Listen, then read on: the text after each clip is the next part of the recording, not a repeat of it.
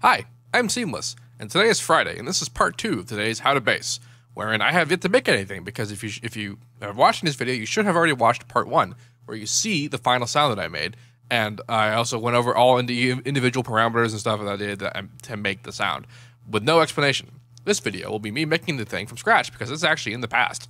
How cool is that? So, this sound is going to be using the technique that I called next level harmony resampling, which is something that I learned from Audica, whatever the name is. And did I already put this in the channel? I did. And the purpose of these videos is to show the usage of image formant mutation in making the sound. Like when it can be used and how it can be utilized and that sort of thing. What it does, that kind of good stuff. So this video will be me making it from scratch to show you every little bit of detail of what I had done to make the sound.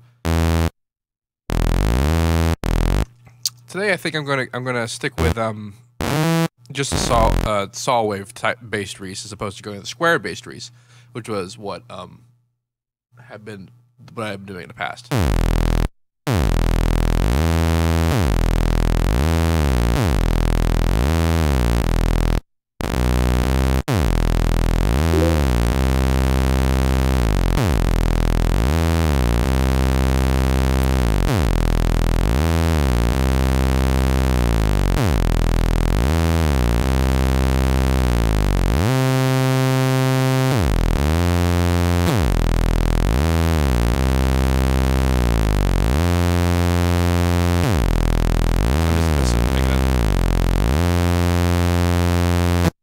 Yeah, it's probably fine. Let's reset up.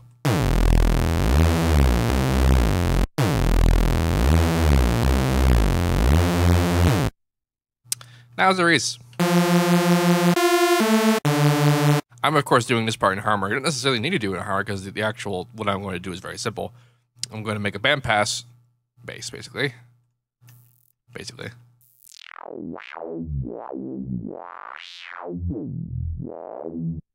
That's the right thing. So I've got this. I'm going to automate the frequency and the width. And I'm also going to engage a little keyboard tracking. And what this does is it makes it so that whatever you're doing is positioned relative to the note value that you're doing. So this means that it'll follow the note values and keep it kind of like relevant. I'm also going to engage the harmonic protection a little bit. So there's bass low end still happening. Random automation.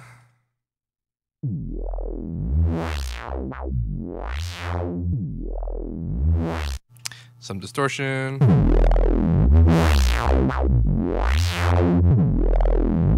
A little more harmonic protection.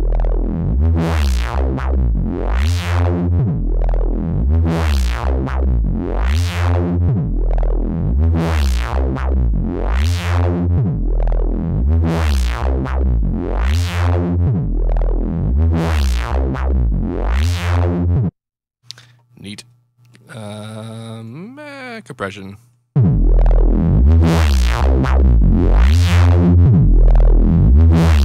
So we got a pretty even sort of distributed bass going on. So now we record it into Edison. Now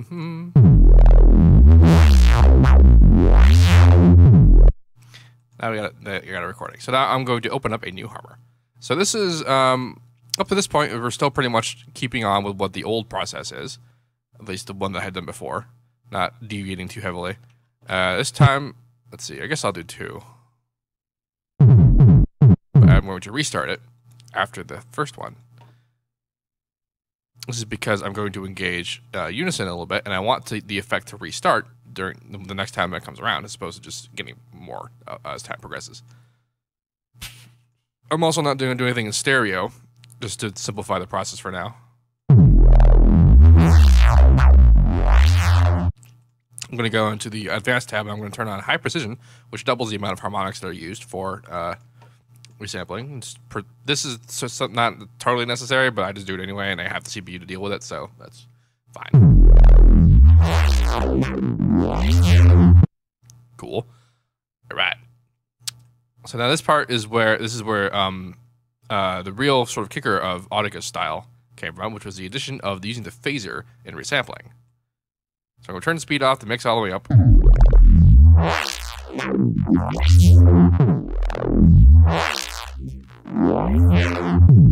I'm going to primarily use the width knob as to basically create a really interesting sort of notch filter kind of thing. It's like a notch comb, kind of what we're doing here as a result of what it is, but we're changing the width of the filter, which is causing the modulation.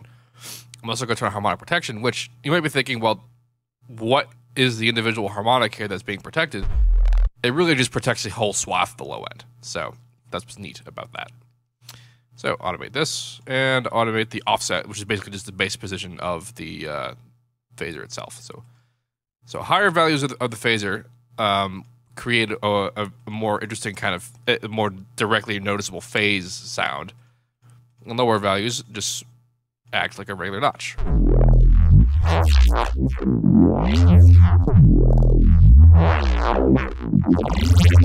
Like that. That's the phaser effect I was talking about right here.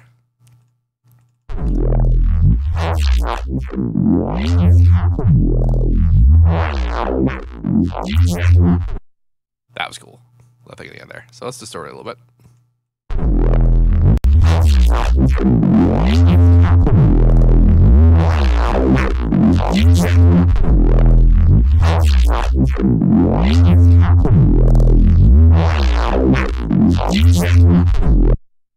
So now you might be thinking, is this the time that we're going to be using, that we want to use image formant mutation? And the answer to that question is no, because what image formant mutation does is it takes advantage of things that are formanty sounding. And in the past, people have asked, well, what's a formant? And I mean, I can't really quite explain what that means, and we can Google it, it might get a better answer out of that. But like, the way that I sort of I work with it is that I view it as being when there are more vocal-ish characteristics in the sound. That's what, like, that sort of tonality is what the image formant mutation messes with. And right now we've introduced a whole bunch, but it's not actually in the resynthesis, so it can't be messed with. So now we're going to resample it, and then the next step is when we can utilize that characteristic.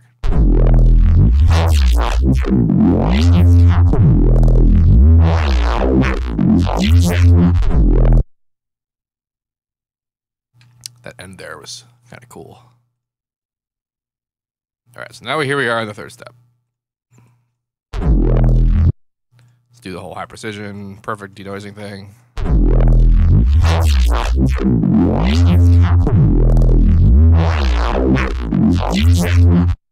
There you go.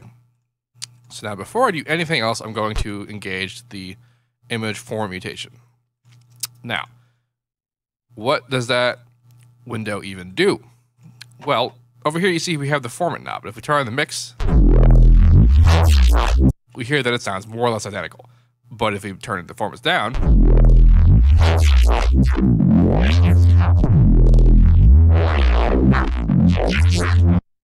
especially right around here,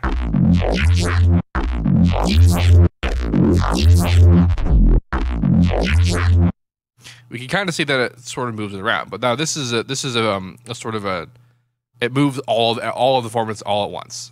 You can even watch it do it if I were to just.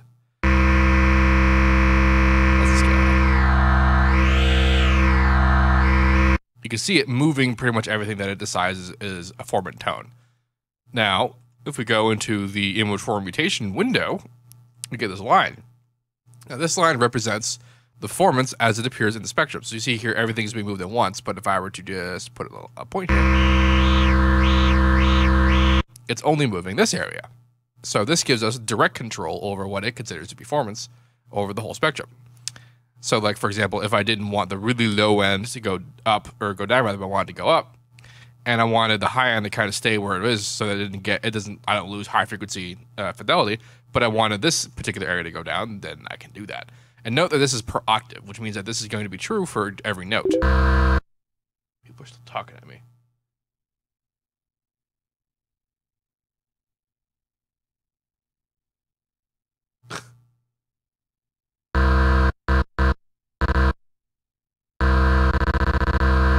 Yeah, so let's turn the speed back on.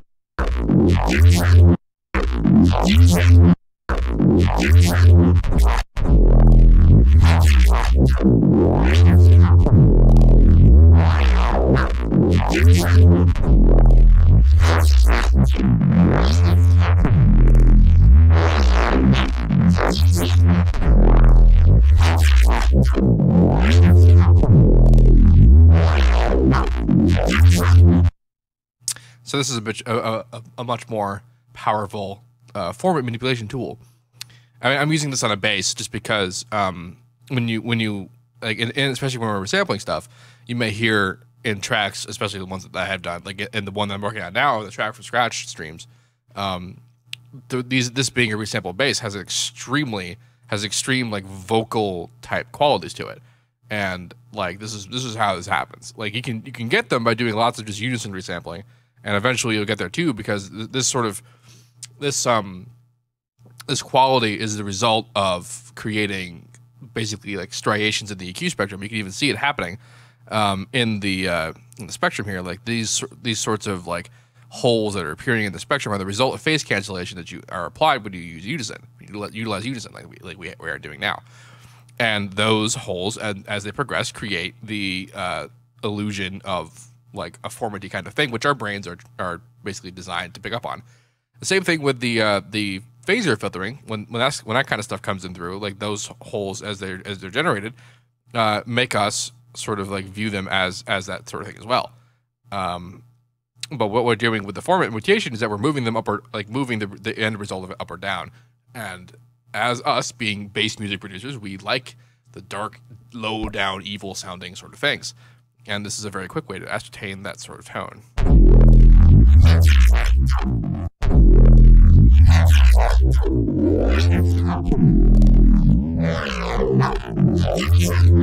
And what I did here is I just turned on unison at a very low value, like I tend to do when I do resampling, but then I moved the sharpness knob down. Now, I mentioned this before, and this is kind of unrelated to what I'm talking about now, but like the sharpness knob attenuates that kind of wet, weird, artifacty sound that we get when you resample. Like that. That kind of thing. If we turn it down, instead of it being a sort of a wet sound, it starts to sound more synthy, like kind of synthetic, more synthetic than it already is. And that's what the sharpness knob does. So you're kind of trading yourself between using the sharpness knob. You're trading between either the wet, weird, sort of squishy sounding, or the more synthetic, smoother sounding thing. So like that's what you're more or less between with the sharpness knob. There are other ways to attenuate the wetness problem. You can, in fact, one of them is to use the image Formant Mutation tab and to mess with the area of the spectrum that those sort of sounds occupy, which is the higher end of the spectrum. The other way is to go into the harmonic unison pitch tab and then also similarly attenuate the high frequency section that contains that kind of action.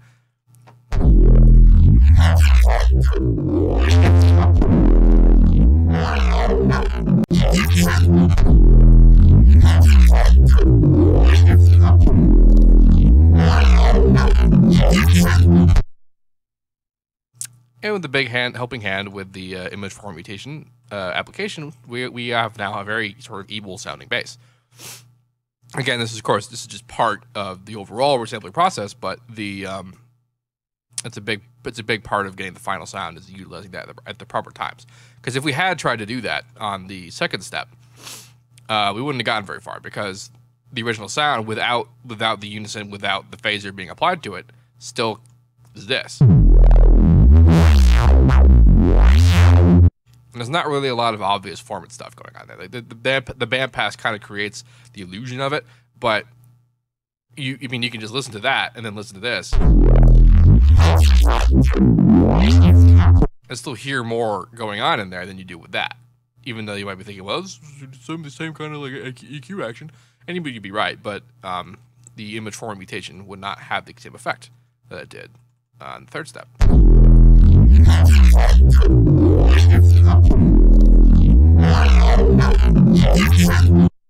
Yeah.